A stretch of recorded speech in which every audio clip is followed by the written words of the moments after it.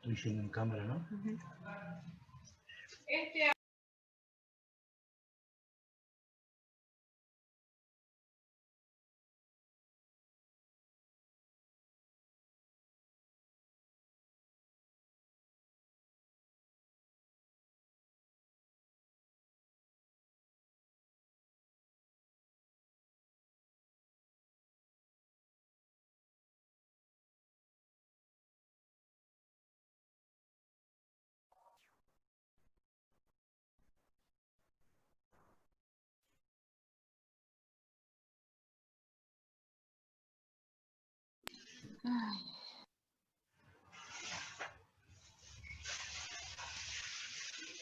Hola, buenas tardes. ¿Qué tal? Yo soy la doctora Patricia Candia. Le quiero dar la bienvenida a todos. Actualmente estoy a cargo del Programa Provincial de Diabetes y en esta oportunidad, en un trabajo conjunto que hicimos con el Instituto de Efectividad Clínica y Sanitaria, que es el IECS, trabajamos en este proyecto de capacitación para brindarles a ustedes. Siempre la idea es tratar de colaborar y fortalecer los conocimientos para mejorar de esa manera también la atención en el paciente, ¿sí?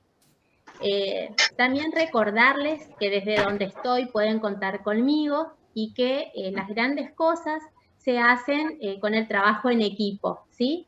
No podremos conseguir nada solos, entonces vamos a tratar de hacer todo lo que podamos en conjunto, ¿sí? Estamos tratando de mejorar, si bien hay muchas cosas que no dependen de mí, cuenten conmigo para lo que necesiten y le daré lo que puedo, lo que esté a mi alcance. En cuanto a gestión, sabemos que gestión de insumos está todo bastante complicado, pero bueno, yo en este momento estoy todavía de licencia, en breve ya me voy a reincorporar, pero sin dejar de trabajar, o sea, de licencia, pero en casa, tratando de hacer todo lo posible para que siga su curso, ¿sí? Aprovechando esta oportunidad de la capacitación, aparte de vernos la cara y de contactarnos, quería recordarles también lo importante que es la carga de datos, las historias clínicas, hablando de los insumos, que hoy es un problema importante para todos. Quería comentar que si nosotros no cargamos los pacientes en la historia clínica, el programa no tiene cómo justificar la compra de los insumos, ¿sí? Entonces, ya hace un tiempo venimos trabajando y solicitando a ustedes que carguen los pacientes a través de un link. Me voy a robar unos minutitos de la capacitación para explicarles esto. Y desde el Ministerio también nos piden a nosotros que tengamos como corresponde que sea un padrón de pacientes diabéticos. Entonces, yo esto no lo puedo hacer sola, necesito sí o sí de la colaboración de cada uno de ustedes, de los que tengan en este momento alguna relación con la carga de datos. Y para eso también es importante la carga en la historia clínica, ¿no es cierto? Y también estamos ofreciendo, vamos a colocar en el chat un mail y un número de teléfono para todos aquellos que necesiten capacitación en las historias clínicas electrónicas. ¿Cuál es el fundamento? Que estemos todos conectados y que en algún momento toda la provincia pueda tener esos mismos datos, ¿sí? yo creo que eso es como avanzar a casi un primer mundo. Entonces es muy importante que ustedes me ayuden en esto y podamos avanzar. Sin más, les quiero comentar un poquito. Este curso va a ser dado en todo el mes de noviembre, está repartido en 4 módulos semanales, ¿sí? Las clases serán grabadas y ya le vamos a ir comentando cómo podrán acceder ustedes a las clases para repasarlas, para repasar todo lo que se dio, todo el material, ¿sí? Y con respecto a los disertantes del día de hoy, para no robarles más tiempo, le quiero comentar que tenemos el honor y el gusto de que nos acompañe hoy la doctora Andrea Beratarrechea. Ella es especialista en medicina interna del Hospital Italiano de Buenos Aires, es investigadora senior del Instituto de Efectividad Clínica y Sanitaria y del CONICET. También Ana Cavallo, licenciada en enfermería, es actualmente becaria de investigación del IEX. Nos acompañará también Daniela Moyano, ella hará de moderadora en cada uno de los módulos. Y también contamos con la presencia de la doctora Verónica Soler, que es coordinadora de la Red de Educación Permanente en Salud, quien dará los lineamientos respecto a la asistencia y a los certificados. Así que le doy paso ahora a la doctora Verónica Soler, si quiere comentar. Buenas tardes a todos. Simplemente tratar de apropiarnos de esta nueva tecnología, es decir, que aquellos que están compartiendo pantalla, por favor las dejen de compartir. Vamos a dejar solamente a los docentes que van a dar la capacitación. Lo otro respecto de mutear, por favor, los micrófonos para que todos podamos disfrutar de esta capacitación. Y recordarles que son pocas clases, es decir, que los que le pedimos a todos es que puedan asistir a estas clases del 3, del 10, del 17 y del 24, para tener la totalidad de la asistencia, para que puedan recibir sus certificados. Los certificados lo van a recibir tanto del IEC como del programa de diabetes, como así también aquellos que trabajen en salud pública lo van a recibir de la Dirección de Desarrollo del Capital Humano en Salud. Por último, y para terminar por lo menos de mi parte, deben consignar en el chat nombre y apellido y el DNI, que es la manera que nosotros tenemos de tomar la asistencia. Muchas gracias. Muchas gracias, Vero. Ahora, doctora Andrea Beratarrechea, le damos la palabra. Gracias. Es un honor para mí. Buenas tardes, medio buenas noches. En verdad la licenciada Ana Cavallo es quien va a comenzar, así que te voy a pedir, Daniela, si le podés permitir compartir pantalla. De nuevo les pedimos a todos los que ingresen que muteen el micrófono y que no compartan sus pantallas. Y ella va a comenzar.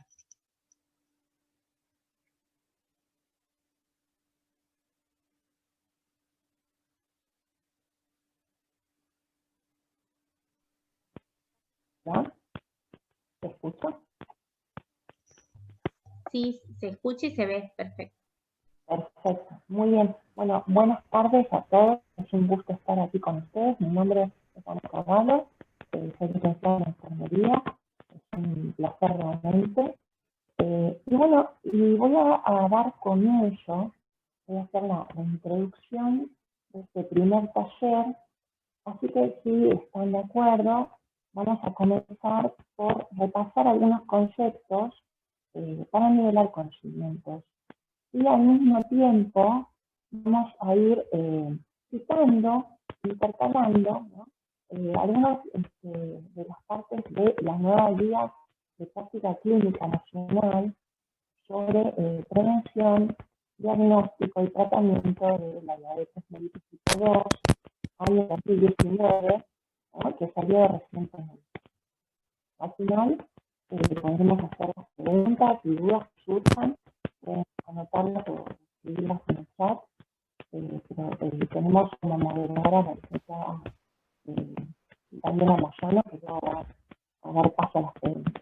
Anita, ¿me escuchás? ¿Sabes Sí, que hola. se te escucha mal? Como que no sé si Patricia, se te escucha mal. ¿Por qué no? Digo, no sé si son los headphones que Sí, se tenés escucha puestos. entrecortado, sí, Se sí, y escucha bajito. entrecortado y Porque bajito. tengo mal internet, así que puede ser que no se escuche muy bien. Voy a hacer el intento desactivando los auriculares. Desactiva los auriculares a ver si se te escucha mejor.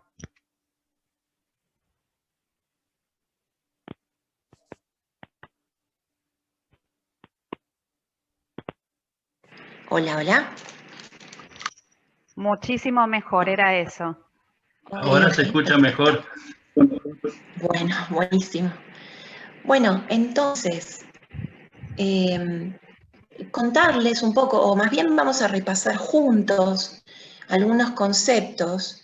Por ejemplo, sabemos que la diabetes mellitus, o la diabetes que vamos a tratar nosotros en este taller, a lo largo de este taller, es la diabetes tipo 2, es un desorden metabólico, es crónico, está caracterizado por las hiperglucemias, ¿sí? Que son estados o niveles de azúcar en sangre elevados o glucemia elevada.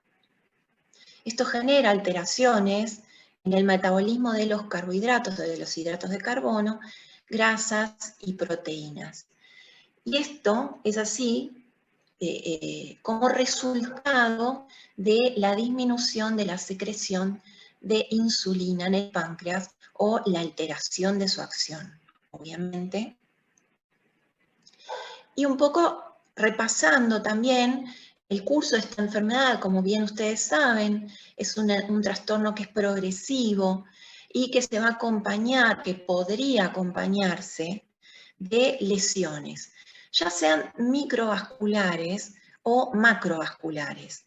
Es decir, las microvasculares van a impactar en la retina, en el riñón, en los nervios, y las macrovasculares van a hacer mella en el cerebro, en el corazón, en los miembros inferiores. Esto es cuando no se tratan adecuadamente tanto las hiperglucemias como los factores de riesgo que están asociados al riesgo cardiovascular, ¿no?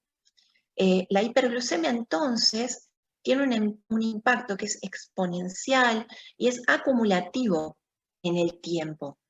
Es decir, la mayoría de las complicaciones ocurren en pacientes con hiperglucemia. La diabetes, como ustedes bien saben, bien conocen, es una de las principales causas de enfermedad y de muerte prematura en todo el mundo. Y según la Federación Internacional de Diabetes, en el Atlas de Diabetes del año 2017, la prevalencia de diabetes en el mundo es de 8.8%, es decir, que 1 de cada 12 personas en el mundo tiene diabetes. Y que además la diabetes del tipo 2, que es la que vamos a ir viendo al recorrido de estos talleres, es la que representa más del 90% de los pacientes con diabetes. ¿Se escucha? Puede ser que se escuche Sí, un se poquito escucha bien. entrecortado. Por lo menos acá yo escucho clarito, clarito. Genial, fantástico. Como vemos aquí, la diabetes entonces es un importante problema de salud pública. A veces se cree que llevar una vida saludable es demasiado caro, pero las complicaciones asociadas a la diabetes, que ustedes también bien conocen, que las vamos a repasar, son un tema serio en términos de costos. Ningún sistema de salud, por muy desarrollado que sea, puede contener, puede sostener una alta frecuencia, una alta demanda de padecimientos crónicos, ¿no? De complicaciones que aparecen en estos pacientes, como pueden ser la insuficiencia renal crónica, o las neumonías, que a veces son a repetición, o el daño a la retina, por ejemplo. Entonces, al respecto del sistema de salud, ¿por qué es importante que nosotros conozcamos en nuestra área programática quiénes son los pacientes que tienen diabetes? Pues bien, esto nos va a facilitar el trabajo en el aspecto de que vamos a conocer cuál es el material que necesitamos, cuál es el recurso humano que necesitamos para tratar a estos pacientes, que son pacientes crónicos y que podrían llegar a presentar complicaciones. Y es bien conocido que actualmente estos pacientes, cuando tienen complicaciones, van al hospital. No van en primera instancia al centro de atención primaria. ¿Y esto qué implica? Esto implica que a veces el hospital se sobrecarga, ¿no? Y la idea un poco es, de estos talleres, es ir aprendiendo, reforzando algunas situaciones que se dan en el CAPS para lo que es la atención primaria y la contención de estos pacientes. Ya hablamos un poco de qué sucede con la diabetes en el mundo. Si nosotros tuviéramos que hablar de la diabetes en Argentina, nosotros nos guiamos con la Encuesta Nacional de Factores de Riesgo. Como ustedes saben, ya se realizó la cuarta encuesta, la primera fue en el año 2005, la diferencia con la encuesta del año 2018 es que se hicieron mediciones. Entonces, las personas que fueron encuestadas han podido hacer autorreportes de ciertas situaciones, por ejemplo, diabetes, hipertensión, sobrepeso, obesidad, etc. Pero además se han tomado mediciones de glucemia, con lo cual vamos a decir que a nivel nacional la prevalencia de glucemia elevada reportada por las mismas personas que fueron encuestadas es del 12.7%. Esto quiere decir que cada 100 personas, 12 tienen diabetes, y la prevalencia combinada es de 10.9.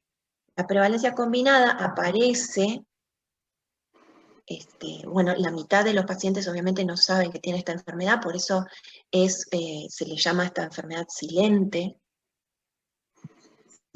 Y lo que yo quería comentarles es que la prevalencia combinada es aquella que se autorreporta, que el paciente conoce su diagnóstico, pero además toma medicación, y esto se combinó con una glucemia capilar elevada cuando fue el momento de la encuesta.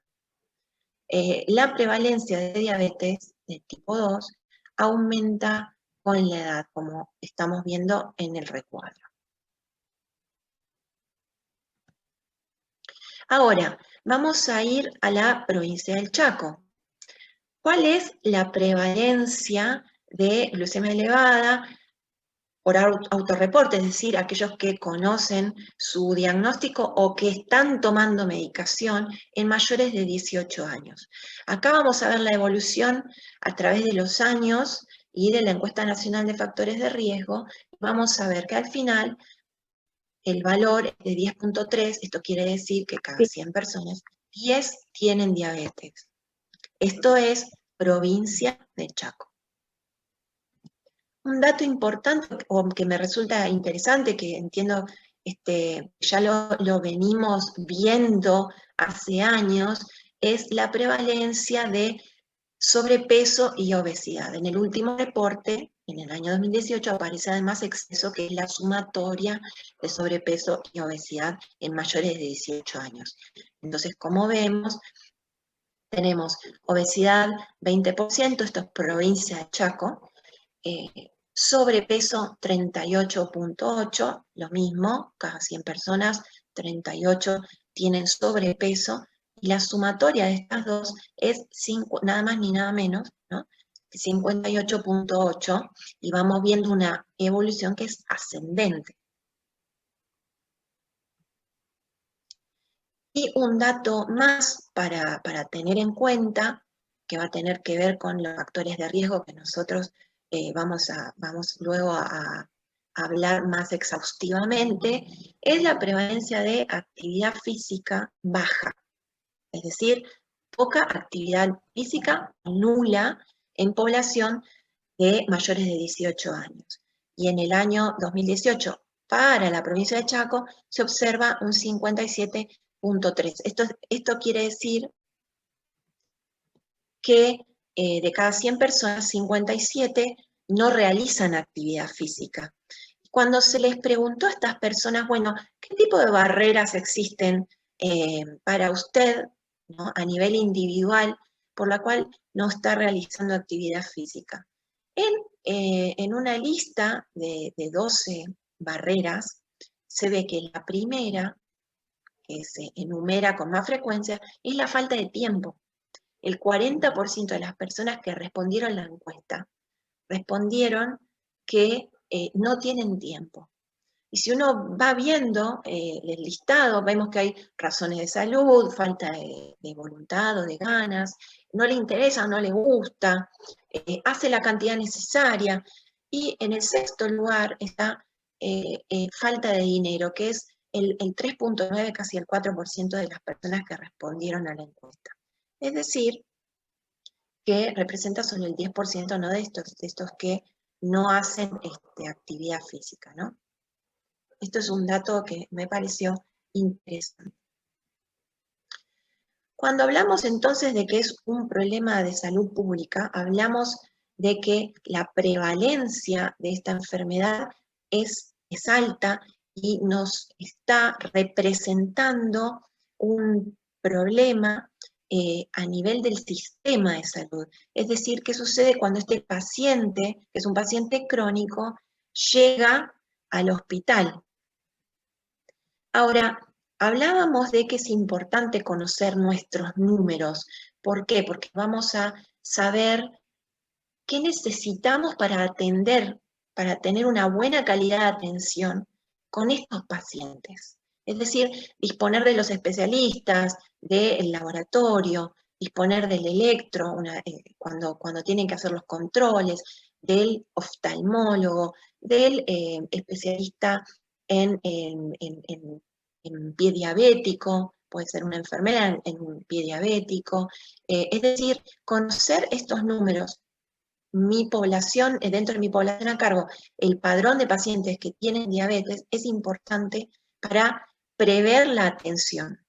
Entonces, la cuenta en realidad es bastante sencilla. Si yo entiendo que mi población a cargo en el centro de salud es de un total de 4.000 personas, y yo digo que la prevalencia en Chaco es de 10.3, yo espero encontrar en mi área programática alrededor de 400 personas que están en riesgo de tener diabetes. Aunque podría tener, o sea, mi intervalo, digamos, es de 8.1 hasta 12.6, eso quiere decir que podría tener hasta 500 personas en riesgo de tener diabetes en mi área programática. Esto me va a ayudar a prever la atención, a disponer de los medicamentos, a disponer de los especialistas para estos pacientes. Ahora bien,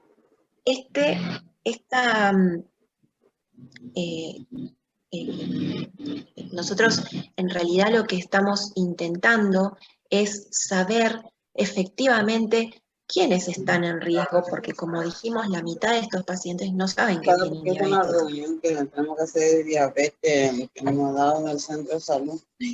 ¿Qué mierda es? Bueno, y continuamos. Nosotros en realidad lo que queremos saber, previendo que esta es una enfermedad silente, que muchos pacientes desarrollan síntomas una vez que hicieron ya un recorrido largo con esta enfermedad sin notarlo, la idea es salir a buscar estos pacientes, ¿no? Estas personas. Ahora, ¿qué es lo que vamos a buscar cuando salimos al terreno? Aquí vamos a ver que, bueno, vamos a ver las distintas clasificaciones de la diabetes. La tipo 1 se da en pacientes jóvenes, niños, adolescentes, y estos son pacientes que requieren insulina. Las pacientes, las mujeres que han cursado un embarazo con diabetes que se diagnosticó durante el embarazo, también están en riesgo, pero van a tener una forma distinta de ser ingresadas al sistema de salud, lo mismo que la medicamentosa o la autoinmune latente del adulto o alguna generada por una cirugía.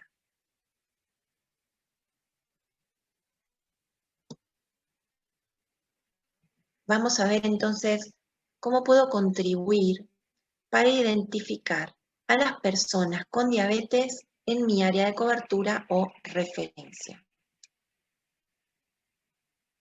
Si yo conozco a mi población a cargo y le hago las entrevistas periódicas en el consultorio o en el terreno, y la persona me refiere a alguno, aunque sea uno de estos síntomas, uno o más, orinar con frecuencia, pérdida de peso, falta de energía, sed excesiva, entonces yo lo que me tengo que preguntar es, ¿puede ser que esta persona esté en riesgo de presentar diabetes?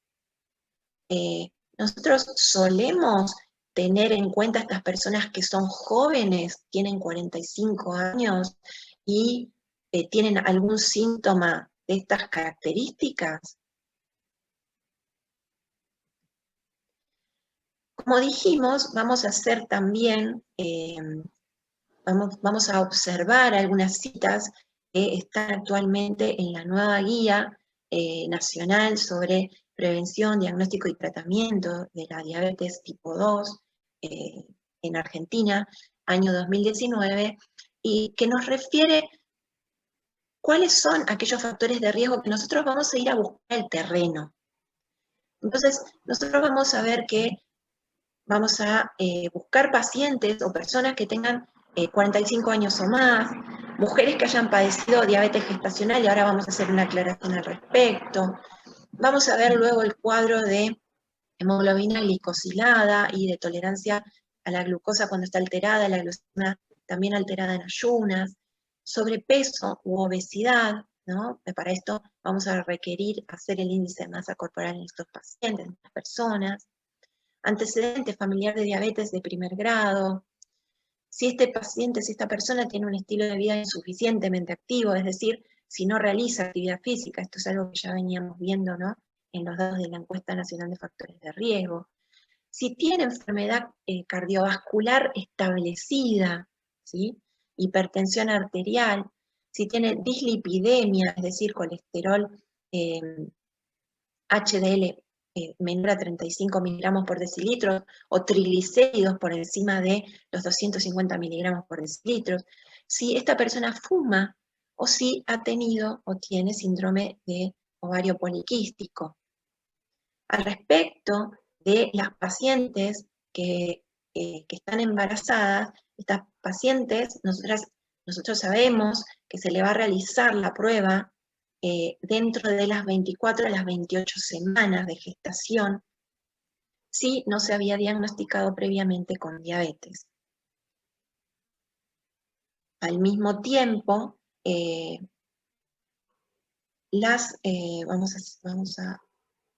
vamos a hablar un poco de prediabetes. Esta es una afección en la cual también es un trastorno metabólico, donde hay hiperglucemias, pero no lo suficiente para hacer diabetes tipo 2. Es muy probable que sin ningún tipo de intervención se desarrolle más tarde la diabetes tipo 2. Este es el paciente justamente que es el que vamos a salir a buscar. ¿Por qué? Porque muchas no presentan síntomas. Una vez más, se la denomina silente.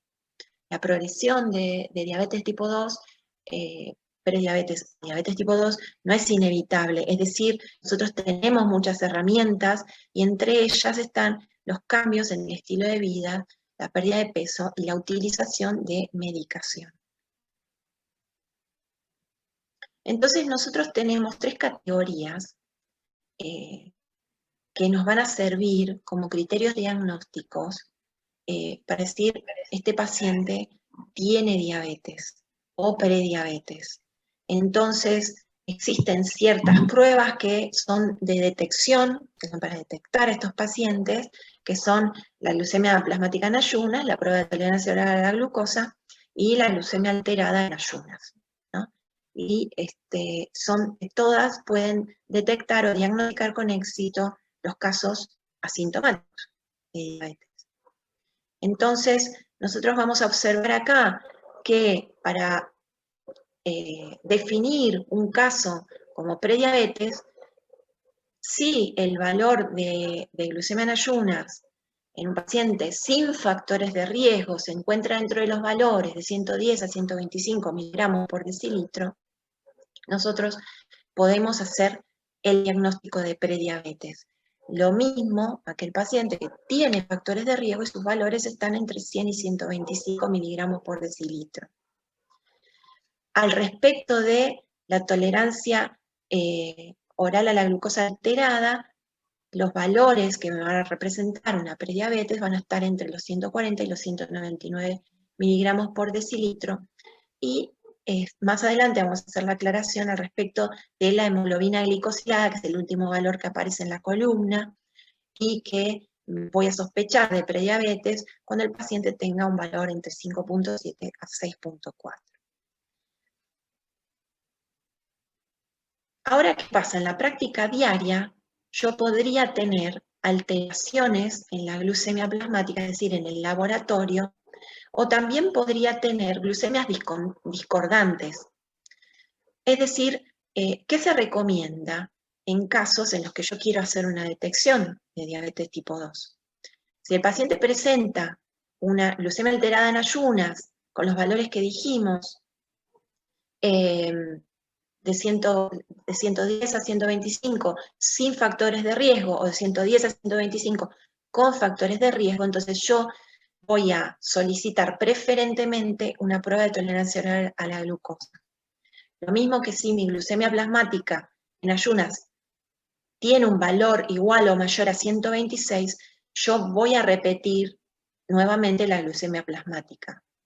En cambio, si hay glucemias discordantes, es decir, si una de las glucemias alteradas, una de las glucemias en ayunas está alterada y la otra tiene valor normal, entonces voy a solicitar una prueba de tolerancia a la glucosa.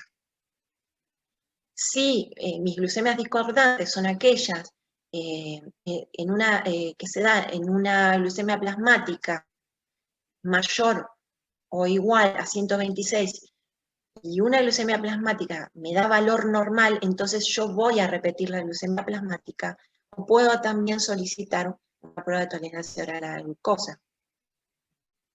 En el caso de que yo tenga limitaciones prácticas, esto puede suceder para realizar una prueba de tolerancia oral a la glucosa, se puede considerar como alternativa la hemoglobina glicosilada, y ahora voy a hacer la aclaración al respecto de cuándo se dice que una hemoglobina está estandarizada. Para confirmar el diagnóstico, sin embargo, yo voy a realizarla cuando mi glucemia alterada en ayunas va a tener valores de entre 110 y 125 sin factores de riesgo, y entre 110 y 125 con factores de riesgo. Lo mismo si tengo glucemias discordantes. Una glucemia alterada en ayunas o un registro mayor o igual a 126 más una glucemia normal. Entonces, como dijimos, ¿cómo diagnostico a este paciente? Si mi valor de glucemia plasmática realizada en ayunas en 2 días distintos es mayor o igual a 126 miligramos por decilitro, no necesito repetir la prueba por tercera vez. Si la prueba de tolerancia oral a la glucosa, con 2 determinaciones de glucemia plasmática 2 horas después, obviamente, de una carga oral, como se prepara habitualmente, que son 75 gramos de glucosa en agua, 375 mililitros, da un valor mayor o igual a 200 miligramos. Esto es, obviamente, son 2 determinaciones en 2 días distintos. Lo mismo la glucemia plasmática medida al azar, el valor es mayor o igual a 200 miligramos con síntomas de hiperglucemia. Con un valor no es necesaria una segunda determinación. Con estos valores me alcanza para hacer el diagnóstico de diabetes. Al respecto de la hemoglobina glicosilada, a los que les debía, para tener confianza en la hemoglobina glicosilada, en realidad yo voy a depender de que esté estandarizado el método de laboratorio. No suele utilizarse esta práctica para hacer diagnóstico de diabetes. Sin embargo, se puede decir que la hemoglobina glicosilada estandarizada con 2 determinaciones...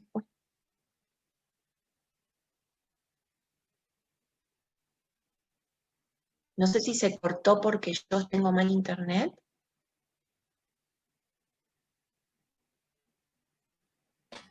Te escuchamos bien, Ana.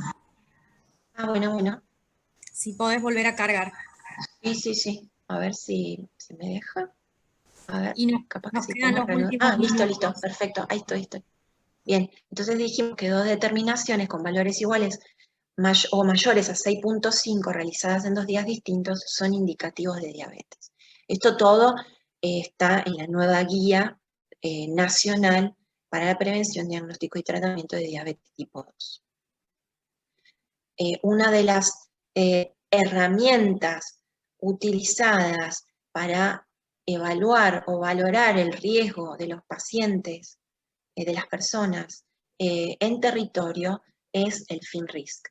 FINRISC es una herramienta muy sencilla, como ustedes pueden ver, para valorar el riesgo de estos pacientes. Y van a ver que tiene pocos puntos, son 8 puntos, donde vemos edad, índice de masa corporal, circunferencia de cintura, actividad física, frecuencia de ingesta de verduras o frutas, hipertensión, valores altos de glucemia y si tiene diagnóstico previo de diabetes. Esto nos va a dar un puntaje total. Y la interpretación para estimar el riesgo de desarrollar diabetes tipo 2 en los siguientes 10 años, podemos ver que el punto de corte sugerido, esto está también en la guía, en la nueva guía año 2019, el punto de corte es de 12 puntos. Cuando se presenta un riesgo moderado de desarrollar diabetes tipo 2 en los siguientes 10 años.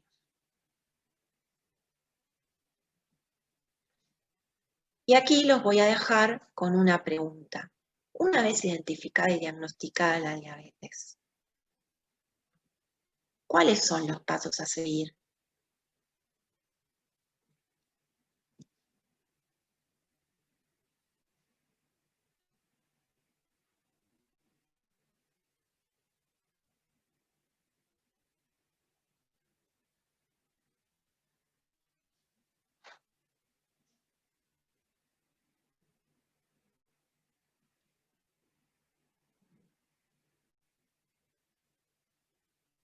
Bien.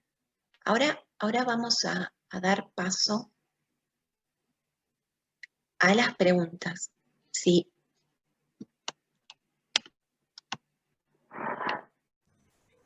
Bueno, muchas gracias, Ana, por tu presentación. Bueno, todavía no había saludado, pero bueno, saludarlos a todos y todas. Mi nombre es Daniela Moyano, como me dijo, como un poco me presentó al equipo Patricia, así que bueno, estamos trabajando en cooperación para poder llevar adelante esta experiencia que seguramente será muy satisfactoria y de formación para todos y todas. Bueno, un poco a modo de hacer un cierre de esta primera parte, la idea es poder, ustedes fueron posteando preguntas relacionadas a esta primera parte y bueno, la idea es trabajar sobre esto en 10 minutos.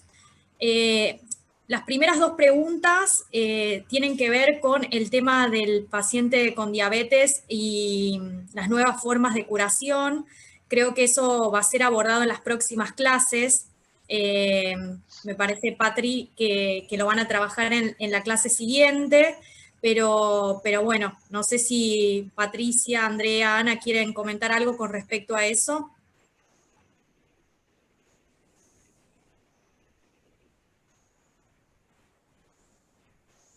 Más que todo relacionado, otro comentario, al pie diabético. Con respecto al pie diabético, va a haber una clase específica de pie diabético. Bien, perfecto.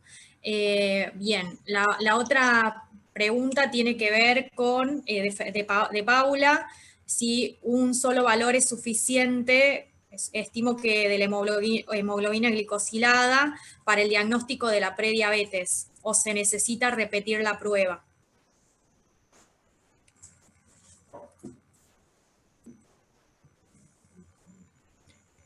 Andrea. Sí, siempre es necesario hacer una repetición de la prueba en un día diferente y eso es muy importante a tener en cuenta.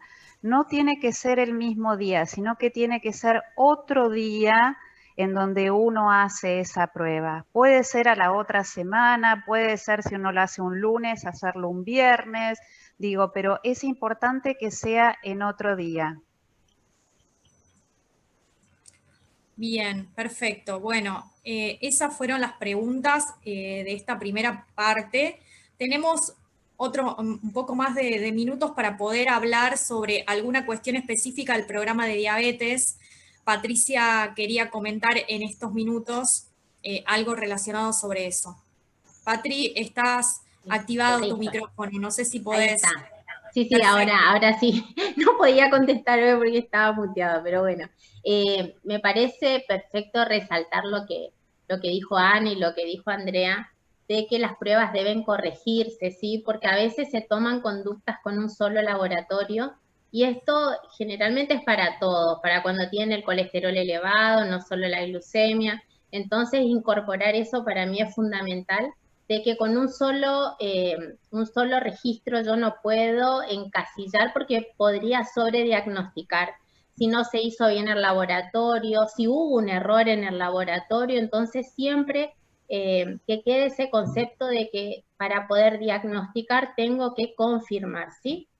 Y bueno, respecto a, queríamos volver a resaltar nomás esto, que por ahí hoy en el inicio, porque muchos se incorporaron después, decirles que también, aparte de brindar conocimiento a través de esta formación académica, el programa también se ocupa de la parte de insumos, y es importante que nosotros generemos y reforcemos nuestra comunicación a través de la historia clínica electrónica que se está implementando en toda la provincia.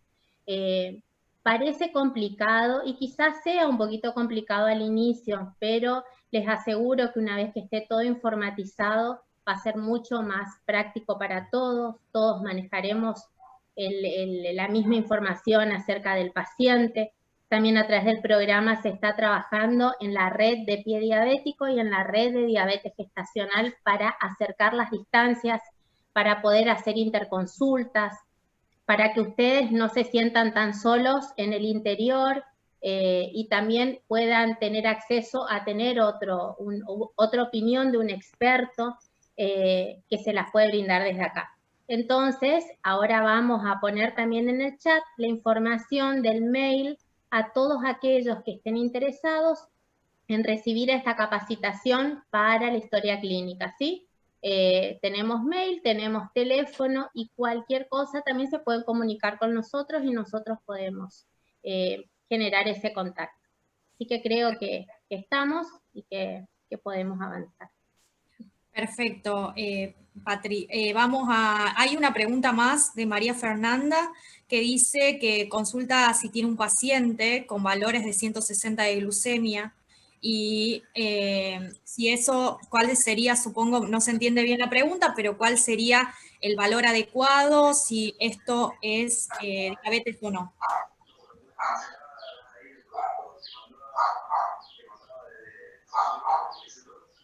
Si es una hemoglobina glicosilada de 11, si es un valor de glucemia de 160 y una hemoglobina glicosilada de 11, o sea, tuvo dos valores por dos métodos diferentes, y uno sabe que la hemoglobina glicosilada es un lugar en donde la técnica se hace correctamente y está estandarizada, uno podría tener en cuenta de que sí podría hacer eso. Los valores de hemoglobina glicosilada de 11 se correlacionan con valores de glucemia por encima de 300, llama un poco la atención.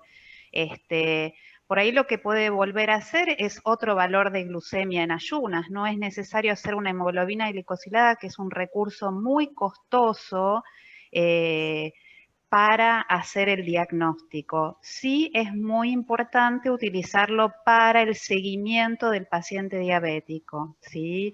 Yo digo que la hemoglobina glicosilada es como el GPS, nos dice por dónde vamos y cómo estamos, pero hay que utilizarlo para eso, no para hacer diagnóstico principalmente, ¿no? Porque es muy difícil conseguir que la hemoglobina glicosilada esté bien estandarizada y, como decía, es un recurso muy costoso.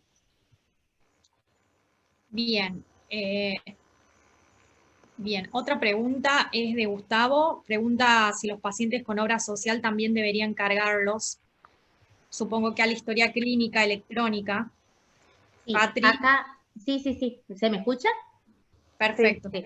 Bien, nosotros lo que estamos apuntando es a tener un padrón de pacientes diabéticos de la provincia, ¿sí? Entonces a ustedes, a través del servicio de informática, se les mandó un link. En ese link deben ir todos los pacientes diabéticos, ¿sí? Porque acá estamos hablando de pacientes diabéticos. Entonces, el primer paso es cargar en el link, ¿sí? Para que nosotros empecemos a tener nuestra base de datos. Y por otro lado, una vez que el paciente va a la consulta, es importantísimo y fundamental de que ustedes lo carguen en la historia clínica. Para eso también está el servicio de informática, brindando toda esa capacitación para que ese paciente quede definitivamente cargado, ¿sí? ¿Por qué necesitamos en la historia clínica? Porque tiene que ser hecho el diagnóstico por un médico, o sea, tiene que estar validada esa información. Para el programa y para los insumos, eso es otro tema, porque solamente el programa le va a proveer insumos a aquellos pacientes que no tengan obra social, pero ese es otro tema totalmente diferente, ¿sí? Entonces, lo que nosotros estamos tratando, por pedido en este momento estricto del gobernador, es que se carguen los datos, ¿sí? Ya tenemos ahora un ultimátum donde sí o sí necesitamos, porque no coincide el número de pacientes que tenemos cargados con la cantidad de insumos que nosotros usamos. Entonces, para que vean lo importante que es y para no quedarnos sin insumos, necesitamos realizar la carga de datos para poder justificar. No sé si se entendió. No, y además quería agregar, Patri, que a veces una persona puede tener obra social hoy y mañana no tenerla, igualmente al quedar cargado, digo, eso también es importante, después se puede cambiar el estado, pero ya está cargado como parte del padrón.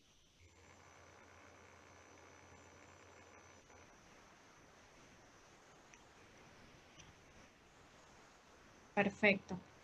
Bueno, estaríamos con esta primera parte, así no retrasamos el programa. Vamos con la segunda parte de este día, que Andrea nos va a hacer su presentación, y posteriormente volvemos con la misma dinámica a postear. Por favor, le pedimos vayan posteando en el chat sus preguntas. Así al final también tenemos 10 minutos más para poder debatir. Así que bueno, Andrea. Bueno, muchas gracias. Díganme, ¿están viendo la presentación ya cargada? Perfecto. Sí, perfecto. Bueno, la idea era trabajar un poco en la evaluación inicial de un paciente diabético. Este paciente que, como recién decían, es ese paciente que por ahí ustedes encontraron con una glucemia en ayunos de 160, le hacen otro análisis para otro día para confirmar ese diagnóstico y encuentran que por ahí tiene 190, al tener 2 valores de más de 126, ¿cómo empiezo a estudiar ese paciente?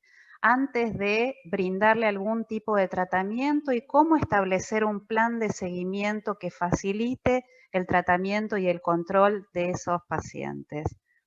Entonces, obviamente, siempre tenemos que pensar en el interrogatorio, en el examen físico, qué laboratorios voy a tener que pedirles para estadificarlo y también voy a tener que pensar en algunas cosas específicas que puedo hacer en la primera consulta, como por ejemplo lo que tiene que ver con vacunas, ¿sí?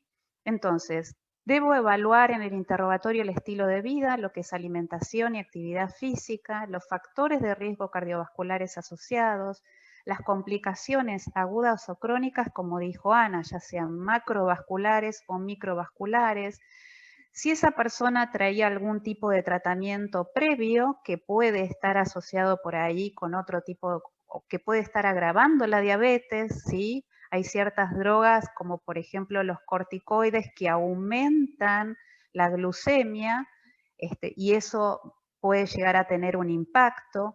Debo hacer un adecuado examen físico y en ese examen físico tengo que tener en cuenta no solamente las medidas antropométricas, también la presión arterial, la inspección de la piel y la evaluación del riesgo cardiovascular.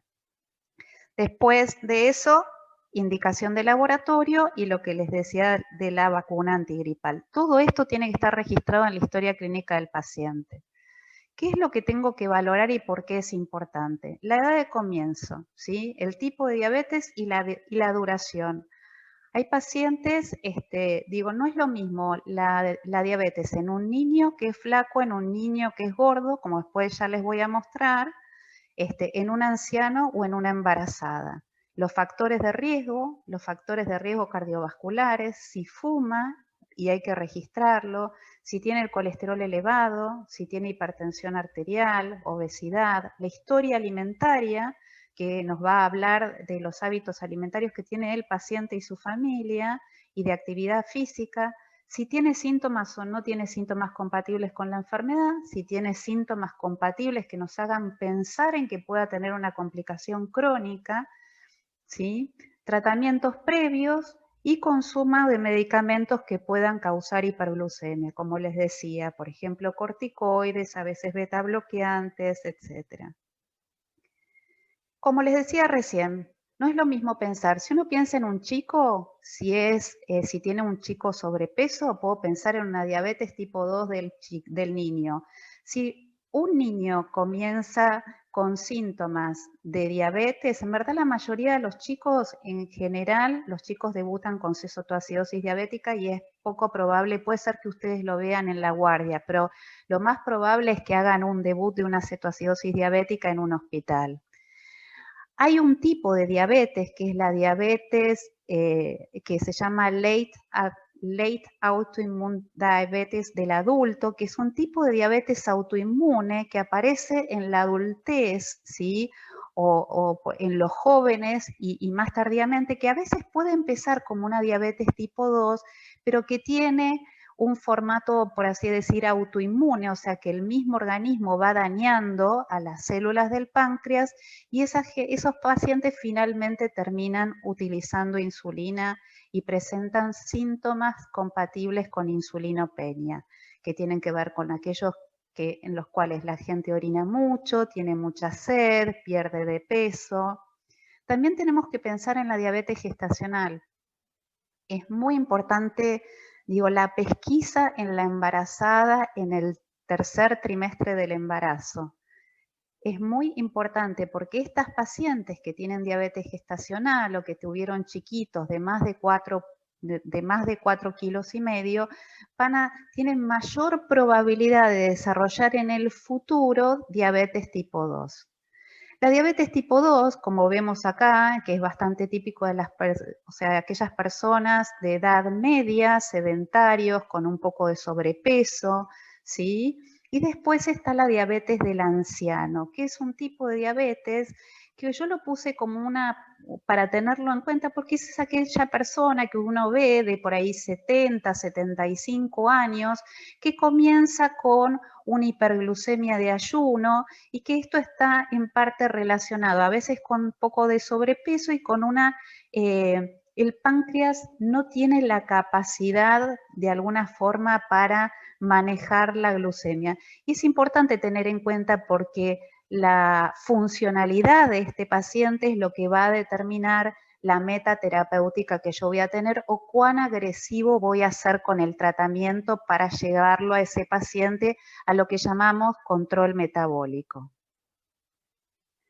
¿Cuáles son los factores de riesgo para tener diabetes? Como decíamos, más de 45 años, glucemia en ayunas alterada, antecedentes de enfermedad cardiovascular, hipertensión, un índice de masa corporal mayor o igual a 25, antecedentes familiares de primer grado y, como decíamos, diabetes gestacional y los bebés con más de 4,5 kilos al nacimiento.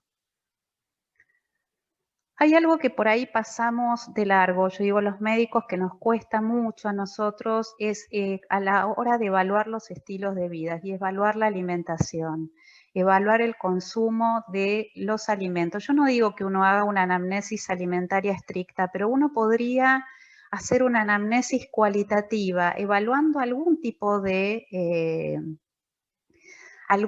o sea, uno puede evaluar, por ejemplo, si come tortas fritas o si come muchos chipás o carne grasosa o achuras, digo, para poder ir viendo la frecuencia, porque este paciente, obviamente, en este paciente el primer acercamiento terapéutico que vamos a tener va a ser principalmente relacionado con la alimentación saludable. Y realizar cambios cuesta mucho. Dios dice que cambiar un hábito cuesta muchísimo. A veces dicen que para empezar un hábito nuevo, uno hasta empezar a instalarlo tarda 21 días si uno decide hacer una cosa. Después de ahí que se mantenga es muy difícil. Otra de las cosas que son muy importantes, más allá de las grasas, que son importantes porque son pacientes, como ustedes saben, con alto riesgo cardiovascular, los pacientes diabéticos, es evaluar el consumo de alimentos ricos en azúcares simples.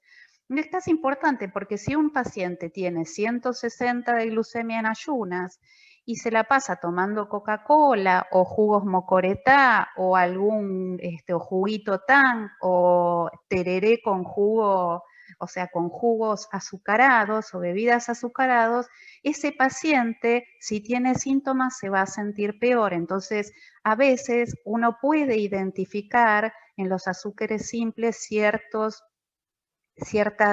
factores que son gatillos o que hacen que aumenten aún más la glucemia, ¿sí? Obviamente, además tener en cuenta cosas que uno lo ve siempre, digo, las facturas, las galletitas, las tortas, el azúcar, pero esto es muy importante.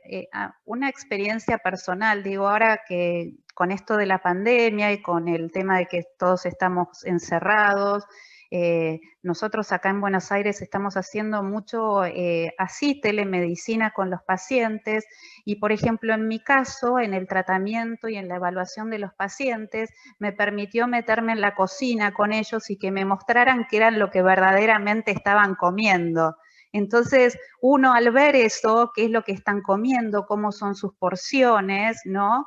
Uno puede tener una idea y puede darle un consejo más ajustado a su realidad y puede ajustar también mejor el tratamiento de estos pacientes. Y otra de las cosas que no son menores es cómo se prepara la comida, ¿sí? Si es al horno, si es al vapor, si es frita. Hay varios consejos de las guías de alimentación argentina que son muy buenos y que se pueden trabajar con los pacientes. Digo, pero es importante preguntar, evaluar qué come, si picotea o no picotea, porque esto puede hacer que por ahí uno cuando ve que a la mañana tiene el azúcar muy alta y después baja o sube mucho después del mediodía, puede, haciendo este tipo de anamnesis, que por ahí es cualitativa, poder identificar conductas alimentarias que después uno puede corregir y mejorar los valores de glucemia. Algo que también es muy importante es el consumo de frutas y verduras. A veces se puede reemplazar los hidratos de carbono por las frutas y las verduras. También es importante qué cantidad deberían comer, ¿sí? Y el tamaño de las frutas. Pero bueno, se recomiendan, las verduras se recomiendan, o sea, la recomendación es al menos medio plato de verduras en el almuerzo, medio en la cena y 2 o 3 frutas por día, ¿sí? Y también el tema de la actividad física, evaluar si realiza actividad física y con qué frecuencia. La actividad física, hay distintas, digo, hacer jardinería es actividad física, lavar el auto es actividad física, bailar un chamamé es actividad física, ponerse, no es que para hacer actividad física tengo que ir al gimnasio o tengo que salir a andar en bicicleta, digo, puedo jugar con los nietos es actividad física, jugar con el perro es actividad física, salir a caminar es actividad física.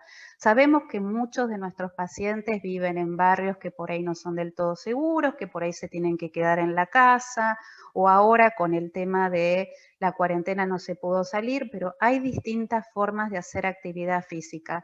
Las tareas domésticas implican hacer una actividad física y es importante evaluarlo. Hay que evaluar si cumple la recomendación y otra de las cosas que hay que tratar es que que no permanezcan los pacientes tanto tiempo sentados, porque nos las pasamos mirando las pantallas frente a la computadora o frente a la televisión o frente al celular, sentado en el sofá o en la cama. Si uno contabiliza las horas, y yo lo he hecho con algunos pacientes y les digo que se seteen el celular para que contabilicen. Los celulares ahora te permiten contabilizar la cantidad de horas que lo estuvieron usando. Van a ver que superan en la mayoría las 3 o 4 horas que utilizan el celular. Entonces, acá el problema en la evaluación inicial es que cuando le damos el diagnóstico a Roberto, decimos, usted es sedentario, tiene presión alta, fuma, come comida poco saludable, tiene sobrepeso. En la mayoría de las veces el paciente dice, pero a mí no me duele nada. Y eso a veces es un problema porque contrapone, uno le da un diagnóstico que tiene mucho peso, que es una enfermedad muy importante, pero el paciente no siente nada. Y que el paciente no sienta nada a veces significa para él que no es un problema esto. Y entonces, ¿cómo convencerlo de que requiere algún tipo de tratamiento, de que requiere seguirse estudiando, ¿no? Esto no nos pasa cuando obviamente viene un paciente a la consulta porque realmente está con sed constante, con deseo frecuente de orinar, con aumento del apetito, con cansancio, visión borrosa, desciende de peso, que estos son síntomas bastante frecuentes de ver cuando una persona tiene niveles muy elevados de glucemia en sangre. Por ejemplo, digo, el deseo frecuente de orinar o la poliuria que se genera es cuando supera los 180 miligramos por decilitro la glucemia en sangre, porque supera el umbral renal y se empieza a eliminar. Eso produce diuresis osmótica y hace que la persona orine mucho. Al orinar tanto se deshidrata y tiene sed.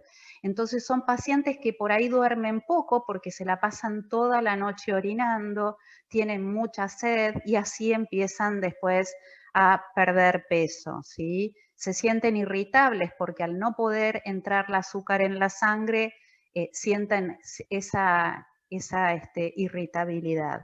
Ese paciente no van a tener problema en que se siente enfermo, entonces no va a haber problema para que ese paciente vaya a la consulta y pueda siga los lineamientos y las indicaciones. Así que, pero lamentablemente la mayoría de los pacientes que uno ve son como Roberto. Son personas que uno por ahí lo encuentra en la pesquisa, ¿no? Que tiene 150, 140, 160 y que no le trae mayores problemas. Con respecto a los factores de riesgo cardiovascular, es muy importante evaluarlos, ¿sí? La presión alta, el colesterol, si hay antecedentes familiares, ¿no? De enfermedad cardíaca, el estatus de tabaquismo hay que interrogarlo, hay que registrarlo, hay que brindar consejo antitabáquico y ofrecer ayuda. A su vez, pues la diabetes no viene sola, sino que viene con amigos. Muchas veces los pacientes diabéticos tienen otras condiciones comórbidas, acá le menciono dos, y hay algunas que tienen que ver, por ejemplo, con la apnea del sueño. Son esas personas que roncan mucho, digo, tienen obesidad, tienen mayor diámetro del cuello, y por ahí, ¿qué les pasa? Que durante el día se quedan dormidos. Otra de las condiciones comórbidas que se asocian a la diabetes es depresión. En algunos estudios se ha determinado que puede llegar hasta el 20%, y eso es muy importante porque un paciente que está deprimido no quiere tratarse o se autosabotea y no puede y no recibe los medicamentos o sin querer deja de tomar los medicamentos. Así que es muy importante tenerla en cuenta, tenerla en cuenta para poder pesquisarlo. Con respecto a las complicaciones, ya los dijo Ana, ¿no? Las macrovasculares y las microvasculares. Por ahí algunas de las que tienen que ver con, tener en cuenta de una persona que tiene, una persona joven que viene con impotencia, con impotencia sexual o uno puede llegar a pensar en diabetes. La gente que tiene sensación de ardor en los pies, sensación de hormigueo en los pies, principalmente a la noche, ¿no? Esa sensación dolorosa, de sensación de quemazón. También si tiene cambios en la coloración de la piel, especialmente en los miembros inferiores. Con respecto a nivel ocular, no solamente genera retinopatía diabética, sino también puede generar glaucoma, catarata y errores de refracción. Se sabe que al menos el 20% de los diabéticos que no tienen retinopatía tienen al menos un error de refracción, ¿sí? Y es muy importante esto, ¿por qué? Porque lo que se asocia con una buena, lo que se asocia principalmente es mantener los valores de la hemoglobina glicosilada en meta, ¿sí? La retinopatía está asociada a valores muy altos de hemoglobina glicosilada, tanto la proliferativa como la no proliferativa. Pero ahora se sabe que si una persona le diagnostican diabetes, pero si uno mantiene los valores de esa hemoglobina glicosilada, que como dijo uno de los participantes, es el promedio de la glucemia en los últimos 3 meses, ¿sí? Es una medida que resume el promedio de la glucemia en los últimos 3 meses y tiene bien controlada la presión, ese paciente le va a ir bien. Con respecto a los pies, hay que tener en cuenta los talones, la presencia de grietas, de piel seca, de talones como se muestran ahí en las fotos, si tiene algún tipo de lesión, si tiene callos, que el callo lo que nos habla es que hay una superficie de la piel que está rozando con el zapato, ¿sí? Y eso es importante evaluarlo en la consulta. Como les decía, hay que evaluar sobre ardor y dolor de reposo, sobre dolor lancinante o quemante, principalmente nocturno, sensación de hormigueos y calambres, atrofia en los músculos interóseos, sequedad, aumento de la temperatura. Y con respecto al examen físico, es importante, la toma de la presión arterial tiene que darse en todas las consultas, así como el examen de los pies tienen que darse en todas las consultas. En la primera consulta tenemos que tomarle la presión parado y acostado, porque así buscamos o hipotensión o taquicardia ortostática, que son un indicador de neuropatía autonómica, ¿sí? Después, hay que palpar pulsos, recuerden que se asocia con arteriopatía periférica y esa arteriopatía periférica puede llegar a gangrena, a pie diabético y a veces a amputación. Hay que hay que ocultar los soplos, no solamente los carotidios, sino los femorales, los abdominales, pensando en aneurisma aórtico. Digo, en la piel hay que buscar la presencia de edemas, porque recuerden que esta es una enfermedad que produce nefropatía diabética, y la nefropatía diabética a veces puede presentarse con síndrome nefrótico, que es por la pérdida de proteínas en orina, y eso genera edemas de miembros inferiores en donde cuando uno toca con el dedo deja un huequito, ¿sí? Hay que evaluar lipodistrofia si se inyecta insulina, porque quiere decir que se está inyectando mal y que hay que rotar el sitio de inyección. Hay que hacer un adecuado examen cardiorrespiratorio, como decíamos, la inspección de los pies en todas las consultas, el examen del monofilamento y la sensibilidad vibratoria por lo menos una vez al año, y el fondo de ojo cada 1 o 2 años. Entonces, para recordar algunas cosas, digo que esto es la evaluación inicial, que por ahí no se hace mucho, pero es importante porque es un tipo de neuropatía que se puede llegar a observar, ¿sí? ¿Qué es la hipotensión ortostática? ¿Qué hago? Espero 5 minutos con el paciente acostado, le tomo la presión, ¿sí? Luego le tomo el pulso y siempre consignarlo en la historia clínica, ¿sí? Acá es como un ejemplo de cómo se ve en la historia de Chaco Salud. Luego, ¿qué hago? Paro a ese paciente, espero 2 minutos que ese paciente esté parado y ahí le tomo la presión y después le tomo el pulso. Si la presión arterial sistólica, el valor de la sistólica o la máxima, baja con respecto al valor de la presión acostado, 20 milímetros de mercurio, es a los 2 minutos, ¿sí? A partir de los 2 minutos, ese paciente tiene hipotensión ortostática, ¿sí? Y es importante y hay que consignarlo. Si ese paciente le aumenta, no tiene hipotensión ortostática, pero aumenta la cantidad de latidos en más de 30, tiene taquicardia ortostática. Estos son, en verdad, este tipo de complicaciones que son las autonómicas se observan mucho más en los diabéticos tipo 1, en la gente joven después de mucho tiempo. Otra de las cosas que hay que hacer, obviamente yo no les voy a decir de cómo pesar y medir, porque eso es algo que se hace habitualmente, pero hay algo que por ahí no es tan fácil, que es la medición del perímetro de cintura. Y es importante para la detección de obesidad abdominal. Uno pone la persona de pie, marca un punto por 1 centímetro por encima del ombligo y utiliza una cinta inextensible que cruza, ¿sí?, por encima de ese ombligo y la marca entre las 2 cintas, ese es el valor. En la historia clínica electrónica también es importante consignar esto. Como decíamos anteriormente, evaluación del pie, no podemos dejar de mirar los pies. Aunque no tengamos monofilamento, podemos mirar. Podemos ver si hay dedos en garra, si hay dedos en martillo, si hay algún tipo de infección. Como decíamos recién, talones agrietados.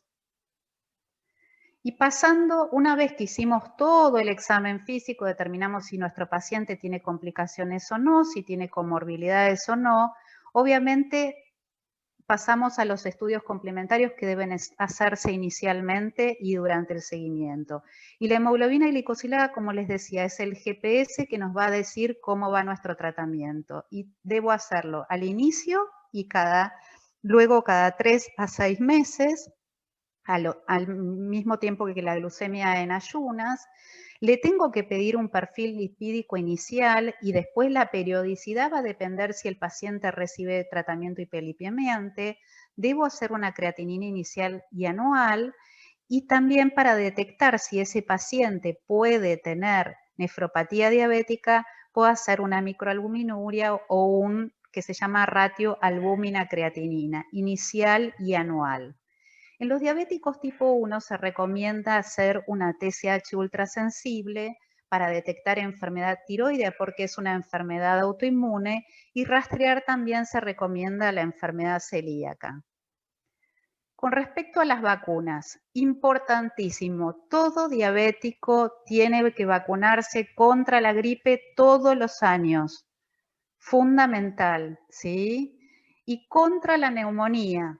Ahora, ¿cómo tenemos que hacer para dar la vacunación antineumocóxica? Pues esto a veces es un poco difícil. Se da una primera dosis de la vacuna conjugada o la 13, lo que es, o le llaman, algunos es la conocida como la Prevenar, pero es la vacuna conjugada 13, ¿sí? Espero 12 meses, o sea, tengo que esperar un año y después doy la vacuna 23, ¿sí? La que es digo, hay distintas marcas, que es pero es una polisacárida, es la 23 valente al año de la primera dosis, ¿sí? Eso es lo que hago si yo tuviera un paciente que viene de 50 años, digo, tengo que darle la vacuna antigripal y le tengo que dar la antineumocóxica a toda persona con diabetes. Ahora, ¿qué pasa si una persona ya inició el esquema de vacunación, ¿sí? Y llega a los 65 años? A ese paciente le tengo que dar la vacunación, ya recibió la conjugada alguna vez, le tengo que dar a partir de los 65 años la vacuna polisacárida 23 valente y nada más. No se repite cada 5 años, solamente se repite cada 5 años la vacuna antineumocóxica polisacárida 23 si la persona tiene insuficiencia renal crónica o tiene síndrome nefrótico o tiene alguna patología que pueda determinar que ese paciente es un inmunocomprometido. Pero esto es importante porque los pacientes, una de las causas de internación son las infecciones por neumonía. ¿Cuándo derivar a los especialistas? ¿No? Porque la verdad que el especialista escasea en todos lados y no siempre es fácil conseguir un especialista. Digo, hay algunas cosas que que son obligatorias.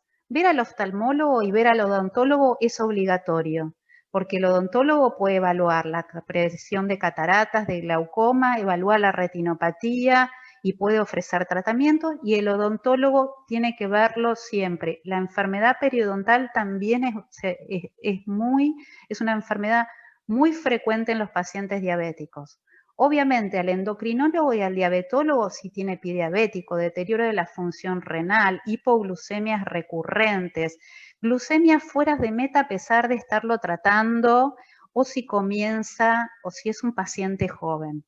Obviamente al nefrólogo si tiene un clearance menor de 60, que es un indicador de insuficiencia renal crónica, y si tiene microalbuminuria. En el cardiólogo si tengo sospecha de enfermedad coronaria.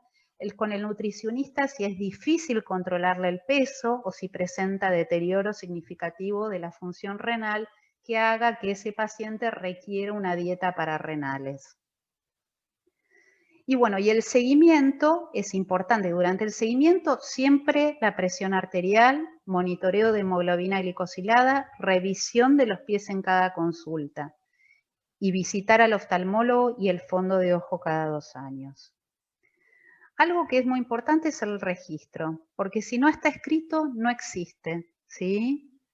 Y en ese sentido, quería compartirles para que ustedes puedan ver y reforzando lo que dice Patricia, la importancia del registro en la historia clínica electrónica, para poder identificar a la población, para poder ver que esos pacientes, si Patricia dice, tengo tantos pacientes que en la historia clínica refieren que tienen una indicación por un médico de salud pública que puso que tiene este medicamento, le da autoridad para ella poder pedir los recursos para poder tener disponibles los medicamentos, ¿sí? Entonces, tiene una solapa en donde uno tiene los diagnósticos que puede buscar por código CIE-10 o lo puede escribir. Le permiten prescribir medicamentos y ordenar también el tema de los estudios. ¿Cuáles son las ventajas de la prescripción electrónica de la medicación? Primero, evitar duplicaciones. Después, también es identificar el rango terapéutico habitual. A veces, cuando nos aparece la lista, nosotros no nos acordábamos que venía, no sé, metformina por 850 y pensábamos dar, por ejemplo, metformina 2 de 500. nos sirve para la farmacovigilancia, permite renovar la prescripción, ¿sí? Informar sobre adherencias y evita el error médico. Y además, como decíamos, permite el manejo de recursos del programa. Esto yo lo traje porque es algo que por ahí pasa, ¿no? Digo, a veces se encuentran, dice ahí, que parece que dice, ¿no?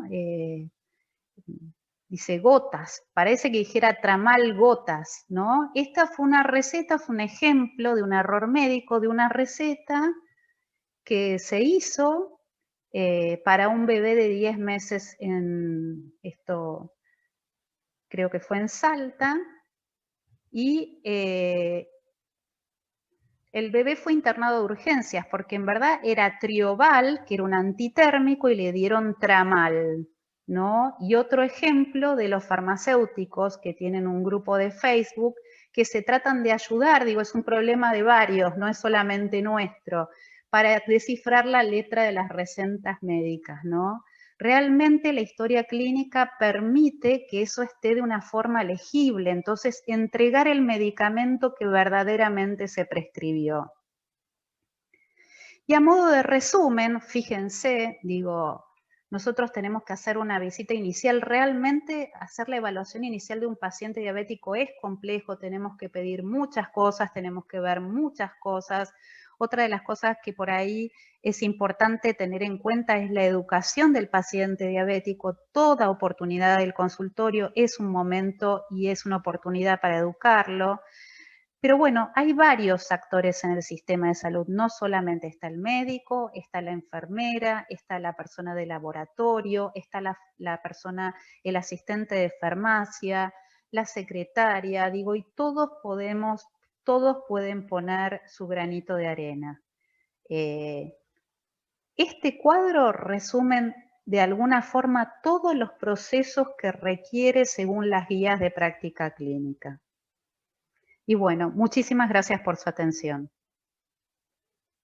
Estoy abierta a las preguntas. Bueno, muchas gracias, Andrea. Muy clara la presentación. Tenemos bastantes preguntas, así que lo que vamos a hacer es tratar de llegar a todas en los minutos que nos quedan. Una de las preguntas tiene que ver, está relacionada con las horas de ayuno y cuáles serían las horas de ayuno para detectar prediabetes. Siempre es lo mismo. Yo lo que le digo a los pacientes es que cenen a la noche, digo, no muy tarde. Digo, acá se cena más temprano que en Resistencia. Digo, no muy tarde, porque por ahí allá se cena muy tarde. Acá como no se duerme siesta, yo le digo por ahí que cene relativamente temprano y que al otro día se vaya a sacar sangre a primera hora. Pero, no sé con los horarios de ustedes, Patricia, ¿cómo lo manejan? Claro, acá lo importante, digamos, es que el paciente, porque pasa que se asustan, hacen como una dieta muy estricta, esa semana antes quizás de hacer el laboratorio y por ahí no es tan real, ¿no es cierto? Acá sí, la verdad que cenamos bastante tarde, entonces la recomendación es cenar, bueno, tener un ayuno mínimo para una glucemia de 8 horas, en el perfil lipídico, si bien sabemos que no hace falta, pero bueno, los laboratorios todavía piden ese ayuno de 12 horas, exactamente, para poder hacerlo. Así que bueno, y en la prueba de tolerancia también es importante que bueno, más que nada acá se pide en la embarazada, pero es muy importante que incorporemos que está dentro de lo que es el diagnóstico, que sepamos que tenemos esa posibilidad de diagnosticar antes de tiempo con la P75, que hay que estar en el laboratorio, que se hace una extracción y que en esas 2 horas posteriores hay que estar quietos. O sea, no se puede ir hasta la casa y volver, no se puede ir a dar una vuelta a la manzana, tiene que estar ahí. Porque eso también suele pasar, son errores frecuentes que vemos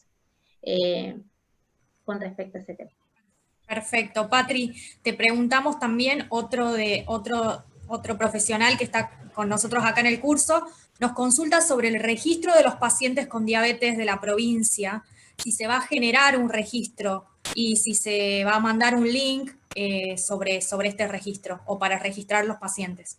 Sí, en realidad se está trabajando en forma conjunta con el servicio informática, ya que ellos son los que saben de este tema, y la idea es que todos podamos cargar nuestros pacientes inicialmente en ese link que se le envió a todos. Si hay alguno que no recibió, me escribe, tiene mi mail, así que yo se lo envío y le explico cómo. Es muy simple porque es un cuestionario que lleva unos minutitos para cargar, y en ese link, que como explicábamos hoy, van todos los pacientes diabéticos, ¿sí? Al igual que en la historia clínica electrónica, todo paciente que se acerque a la consulta al centro de salud y tenga diagnóstico de diabetes tiene que estar registrado en la historia clínica. Acá no nos importa si tiene o no tiene obra social, ¿sí?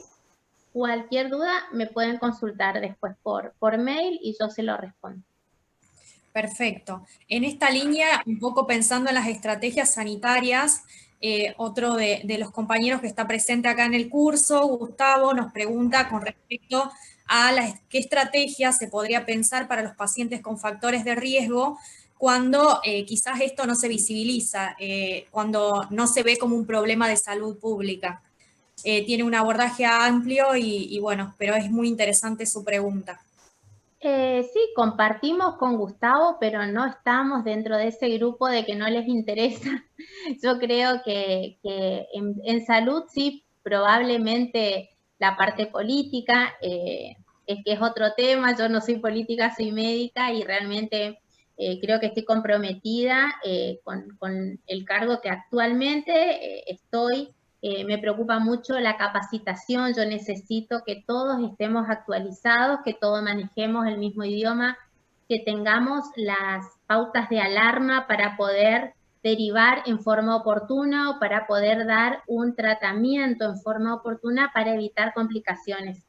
Hoy decía Andrea, y yo siempre digo lo mismo, la diabetes no duele. Por ahí suelo utilizar también, si sangrara, yo me asusto, tomo conciencia de lo que tengo y actúo.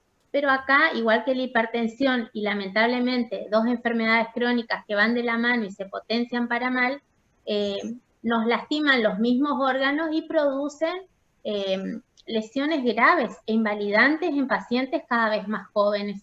Entonces creo que todo lo que podamos hacer nosotros, desde donde nos toca, desde el mío, preocuparme por la gestión de insumos, por la carga de datos, por la capacitación de los profesionales, sean los profesionales de salud. Acá no es solo el médico, somos todos el equipo. También podemos, si eso está registrado, porque eso también yo lo aprendí quizás hace muy poco, la importancia que tiene el registro de lo que nosotros hagamos. Nosotros trabajamos muchísimo, hacemos un asistencialismo y no queda registrado, entonces es como que no se ve lo que hacemos, ¿sí? Y es la única manera o nuestra única arma que tenemos para después decir, si tenemos estos pacientes necesitamos esto. Nada nos garantiza, nuestro trabajo no va en forma regular, digamos, con la política, pero creo que es el único arma que tenemos, igual que el registro en la historia clínica. Ahí está nuestro trabajo plasmado y desde donde nosotros podemos exigir determinadas cuestiones.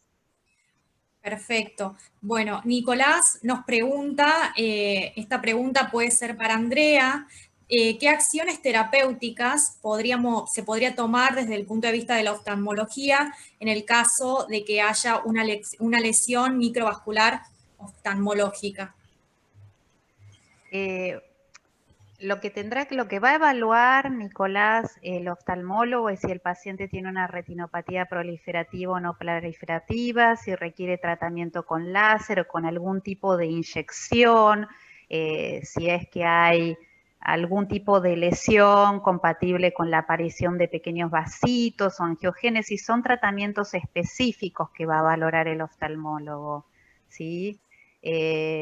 Pero sí por eso es tan importante, porque el examen del ojo lo haga el oftalmólogo. Yo digo, tengo varios años, aunque no parezca, y en la residencia a cada paciente diabético nos hacían hacer el fondo de ojo, y después eso cambió.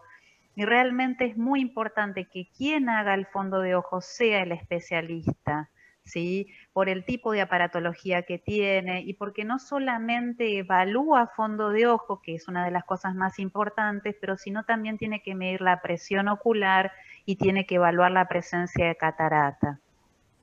Bien. Perfecto. En esta línea, Paola, puede ser para Andrea o para Patricia, Paola nos consulta si es adecuado o sirve pedir fructosamina para el seguimiento de mi paciente con diabetes. Yo en el caso particular, nosotros acá en el hospital italiano no utilizamos la fructosamina porque disponemos de una hemoglobina glicosilada de buena calidad, digo que está estandarizada. Entiendo que en algunos lugares se podría llegar a utilizar la fructosamina si es que uno no dispone de otra herramienta. Por ahí lo puede contestar Patricia. Sí, nosotros acá disponemos de hemoglobina glicosilada y en realidad la fructosamina usamos más que nada en el control de embarazadas, ¿sí? Más que nada para ver cómo están sus glucemias, como que nos limitamos básicamente a ese grupo de pacientes. Con el resto nos manejamos con hemoglobina glicosilada. Lo que tiene la hemoglobina glicosilada, que no es un valor real, en pacientes que tienen anemia, por ejemplo, entonces también tenemos que tener en cuenta esas cuestiones, ¿no? Pero por lo menos acá en la parte pública se la utiliza para el seguimiento en embarazadas. Bien, perfecto. También Gustavo y Nancy nos preguntan, los dos tienen la misma duda, con respecto a si se puede repetir sintéticamente cómo es el esquema de vacunación después de los 65 años. La cuestión es así, si el paciente ya se vacunó, a ver, si el paciente tiene 65 años, ¿no? Pongamos un ejemplo, tiene 66 años y le diagnostico diabetes, tengo que vacunarlo de la misma forma que vacunaría a otra persona, primero con la conjugada, que es la 13, si quieren vuelvo a compartir, esperen que busco la pantalla y les comparto, así vemos específicamente.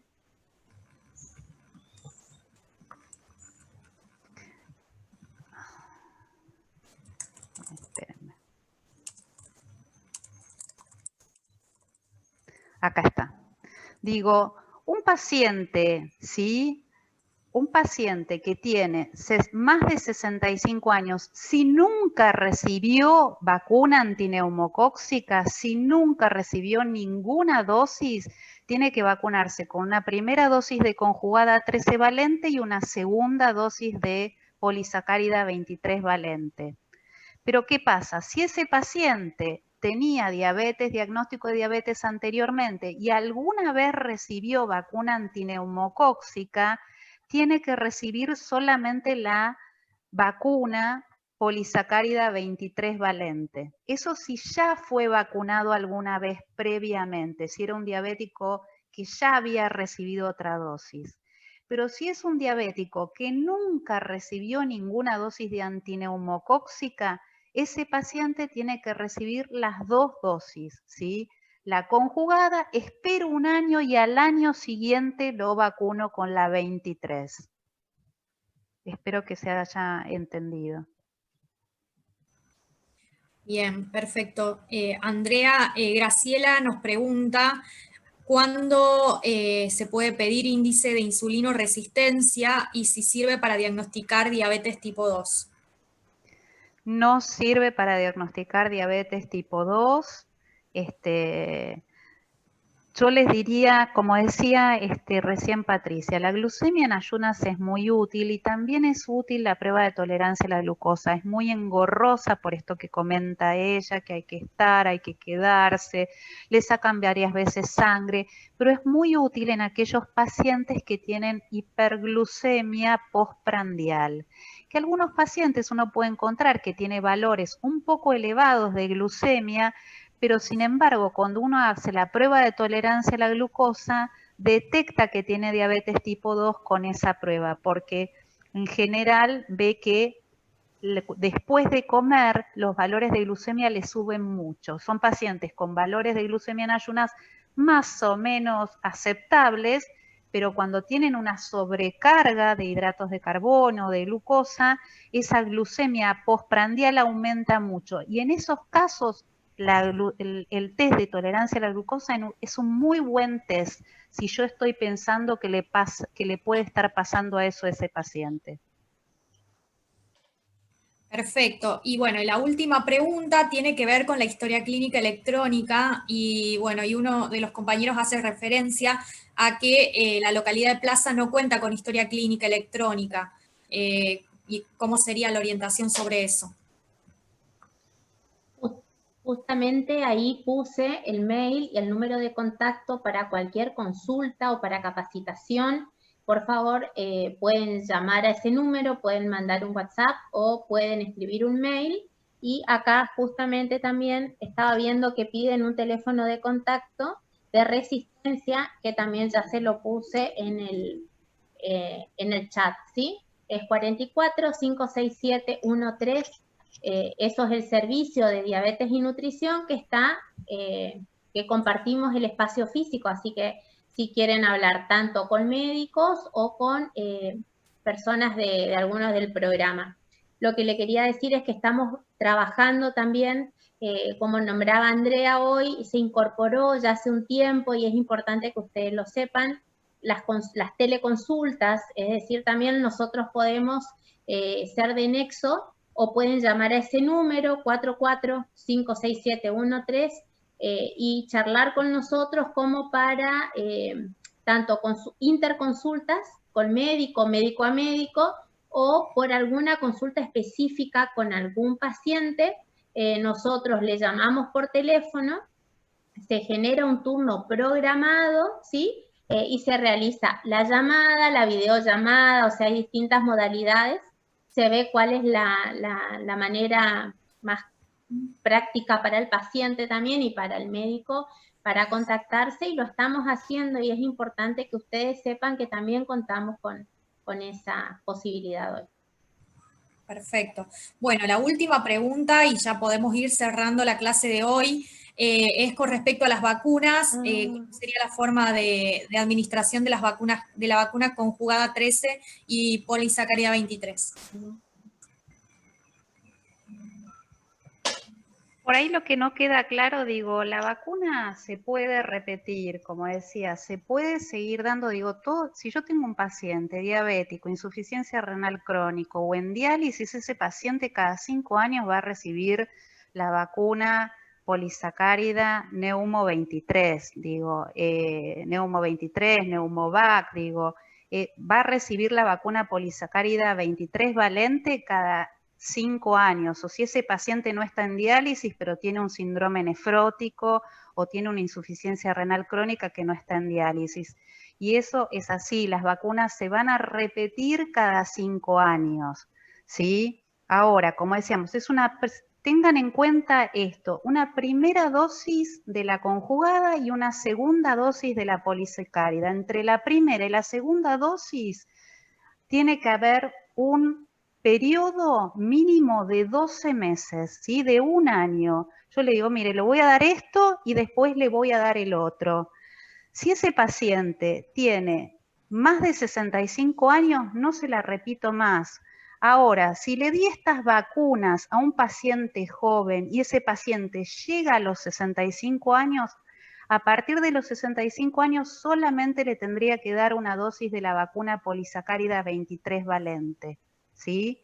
Y repito, ¿sí? Cada 5 años solamente en aquellos pacientes inmunocomprometidos, como les dije al principio. Bueno, perfecto. Entonces, cerramos este espacio de preguntas. Bueno, Patri nos va a despedir y nos va a proponer el próximo módulo, que es el próximo martes. Así que, bueno, saludarlos a todos. Te dejo, Patri. Bueno, Sí, por algún error estaba mandando la información en privado, así que perdón, se ve que toqué, así ahí ya vuelvo y creo que se lee todo. Agradecerles a cada uno de ustedes el interés, el haberse quedado, el haber participado. La verdad que para nosotros esto es un placer poder contactarnos. Esta modalidad creo que nos acercó muchísimo. Tenemos que sacarle el jugo. Que ustedes participen, para nosotros también nos motiva a que sigamos haciendo esto. Si tienen sugerencias o preguntas, también nos pueden mandar por mail. El próximo módulo va a ser actividad física, situaciones especiales. Voy a dar yo la primera parte y me va a acompañar la licenciada en nutrición hablando de plan alimentario y de conteo de hidratos, así que bueno, va a ser muy interesante. Lo que le quería decir es que todo el material será enviado por mail. Ahí está la doctora Verónica Soler que nos está colaborando.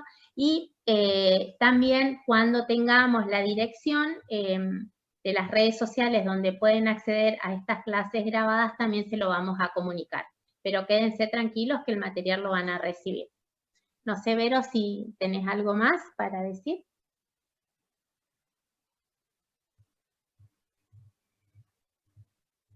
Está muteada, me parece. Está muteada, Dani, me parece que la tenés que desmutear.